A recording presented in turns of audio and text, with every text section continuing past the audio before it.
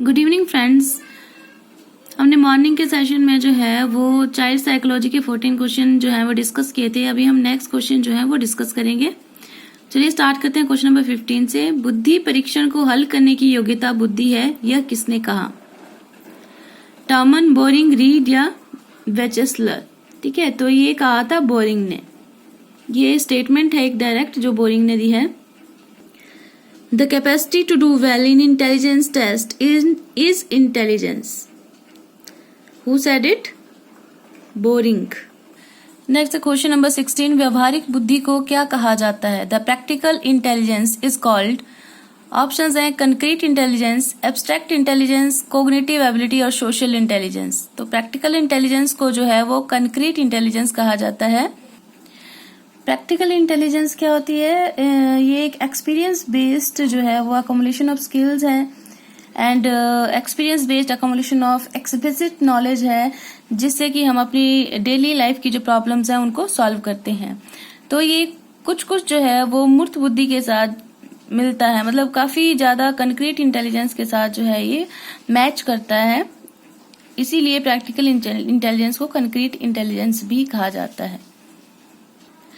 Next question है what is the range of normal intelligence? सामान्य बुद्धि का प्रसार क्या है? ऑप्शंस हैं 110 to 119, 70 to 79, option C 80 to 89, option D है 90 to 109।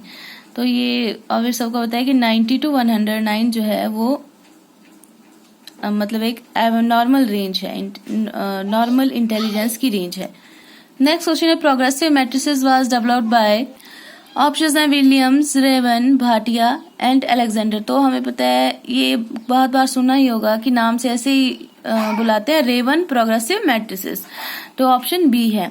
और ये रेवन प्रोग्रेसिव मैट्रिसेस जो है ये नॉर्मल टेस्ट है, ठीक है, और ये मेजर करता है human intelligence and abstract reasoning. और 5 ईयर अबव जो भी होते हैं, 5 ईयर से मतलब 5 साल से ऊपर के जो भी पर्सन्स हैं उनके ऊपर ही अप्लाई किया जाता है।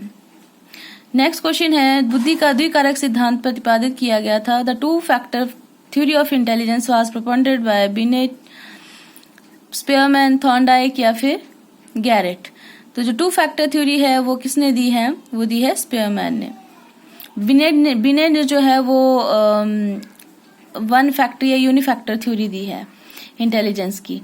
और स्पीयरमैन ने अपनी थ्योरी में कहा है कि 2 फैक्टर जो होते हैं वो कौन कौन से हैं? जी एंड एस, जनरल फैक्टर है और स्पेसिफिक फैक्टर है। जिस मतलब या जनरल इंटेलिजेंस और स्पेसिफिक इंटेलिजेंस बोल सकते हैं हम कि ये 2 चीजें होती हैं, ठीक है, जो कि आपस में कंबाइंड करके वर्क करके जो है वो हमारी पूरी इंटेलिजेंस को बनाती है। नेक्स्ट क्वेश्चन नंबर 20 है द पियाजे theory of intelligence is a. बुद्धि का पियाजे सिद्धांत है एक। ऑप्शंस है structural theory, information processing theory, dynamic theory या डेवलपमेंटल थ्योरी। तो ऑब्वियस है जो पियाजे थ्योरी है वो डेवलपमेंटल थ्योरी है, कोग्निटिव डेवलपमेंट थ्योरी जीन पियाजे ने दी है ये, ठीक है। जीन पियाजे के साथ साथ ही जो कॉग्निटिव डेवलपमेंट थ्योरी में एक और जो है वो फेमस साइकोलॉजिस्ट है जिन्होंने वर्क किया है, दैट इज ब्रूनर। ब्रूनर ने भी दी है कॉग्निटिव डेवलपमेंट थ्योरी और पियाजे ने भी दी हुई है। नेक्स्ट क्वेश्चन है question number 21 the word persona relates to. Persona जो है वो किससे रिलेट करता है? तो जो परसोना होता है उसका मतलब क्या है? The aspect of someone's character that is presented to or perceived by others. मतलब कि किसी का कैरेक्टर जो कि एस्पेक्ट ऑफ समवन्स कैरेक्टर जो कि प्रेजेंट किया जा रहा है या कोई और उसको परसीव कर रहा है। तो ऑब्वियस है ये जो स्टेटमेंट है इससे हमें पता लग रहा है कि ये क्या है? पर्सनैलिटी है, क्योंकि पर्सनैलिटी होती है जो कोई प्रेजेंट करता है और कोई किस तरह से परसीव करता है वो उसकी पर्सनैलिटी होती है। तो ऑप्शन डी। फिर नेक्स्ट है हमारे पास question number 22 the introversion extraversion classification was proposed by. अंतर्मुखता बहिर्मुखता वर्गीकरण जो है वो किसके द्वारा प्रस्तुत किया गया था? जैसे इंट्रोवर्ट एंड एक्सट्रोवर्ट, सीधा सीधा हम कहें तो ऐसा ज्यादा मतलब हमें समझ में आएगा। तो ये जो है थ्योरी ऑफ पर्सनैलिटी है जो किसने दी थी? जंग ने दी थी, सीजे जंग, उन्होंने दी थी ये। नेक्स्ट क्वेश्चन है Minnesota the Minnesota multiphasic personality inventory was constructed by. Minnesota बहुवंशीय व्यक्तित्व अनुसूची की रचना किसने की है? ऑप्शंस है मुर्रे, बी ऑप्शन है हैथवे एंड मैकिनले, सी है कैटल, डी है मर्फी। तो ये किसने किया है? हैथवे एंड मैकिनले ने किया है। Option B is correct answer. Next question है, फ्राइड के अनुसार व्यक्तित्व संरचना का एक घटक इच्छाओं का भंडार है, क्या कहलाता है? वैसे one of the components of personality structure is reservoir of desires. What is it? Its name. तो ये क्या है? ईड है। ईड जो होता है उसमें बहुत सारी डिजायर्स जो होती हैं वो भरी पड़ी होती हैं, ठीक है। और हर इंसान जो है, मतलब ये जो ईड जो होता है वो उसको पूरा करने के लिए फिर वर्क करता है। और ये कोई भी किसी भी, मतलब इसको अच्छे या बुरे का कोई ज्ञान नहीं होता है, ये सिर्फ अपनी इच्छाओं की पूर्ति का काम करता है, ठीक है। तो ये जो है बी ऑप्शन करेक्ट आंसर है। नेक्स्ट है, who develop the thematic appreciation test, TAT। Thematic appreciation test जो है उसका निर्माण किसने किया था? ऑप्शंस है Murray, Morgan, Edward Murray and Morgan.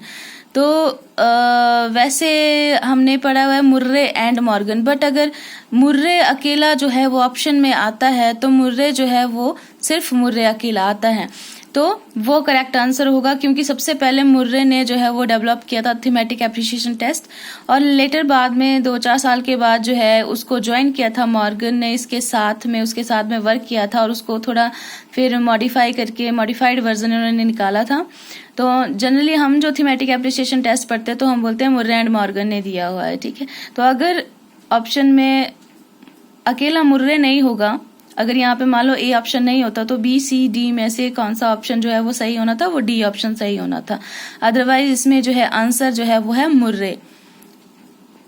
Next question है, creative students are convergent thinkers, divergent thinkers, extrovert or very hard working. तो ये सभी को पता है कि क्रिएटिव स्टूडेंट जो होते हैं वो डाइवर्जेंट थिंकर्स होते हैं, अब सारी चिंतक होते हैं जो हर तरफ सोचते हैं, हर दिशा की तरफ सोचते हैं।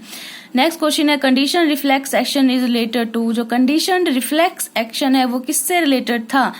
अनुबंधित सहज क्रिया की, मतलब पहले क्या हो रहा है, स्टिमुलस मिल रहा है फिर रिस्पॉन्स हो रहा है, ठीक है ना। तो ये जो है पेवलोव से रिलेटेड है, सी पेवलोव। कंडीशनड रिफ्लेक्स एक्शन, ठीक ना, ये मतलब एक बार कंडीशन रिफ्लेक्स एक्शन हुआ कि बेल रिंग पे जो है वो क्या हो रहा है, लार टपक रही है डॉग की, है ना, चाहे खाना मिल रहा है चाहे नहीं, पर बेल रिंग हो रही है और उससे लार टपक रही है, तो वो कंडीशन रिफ्लेक्स एक्शन है जो पेवलोव की थ्योरी में हमने देखा था।